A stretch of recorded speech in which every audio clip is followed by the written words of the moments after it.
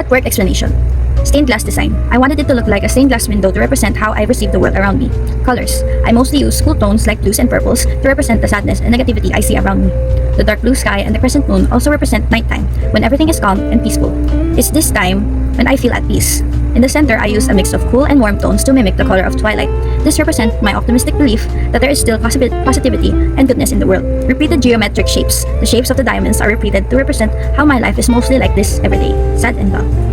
Answer to guide questions. Number 1. All of the 4 factors helped shape me into the person I am today. In the drawing, each of the colors of the diamonds represent a factor. The more diamonds a factor has, the more it affects me and how I am as a person. Environmental, dark blue, has the most diamonds. Next is social, violet.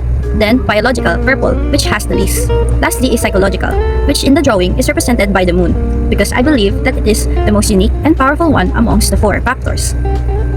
Because, for example, 2 people, such as twins, are brought up from the same family, society, upbringing, and has the same genes.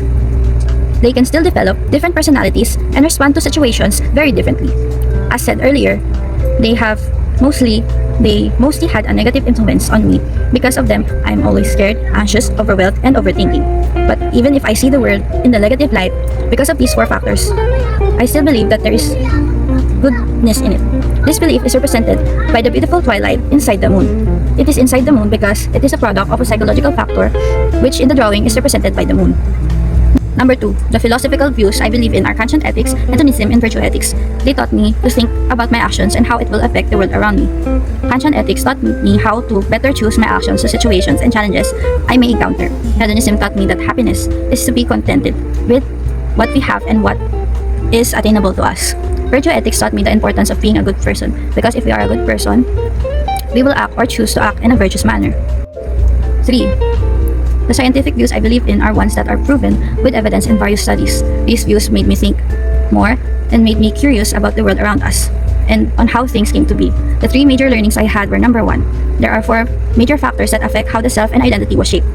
This helped me realize where the aspects of me were from. Second, I learned that even the same people with similar hobbies, goals, and likes have vastly different views and opinions from one another about certain topics.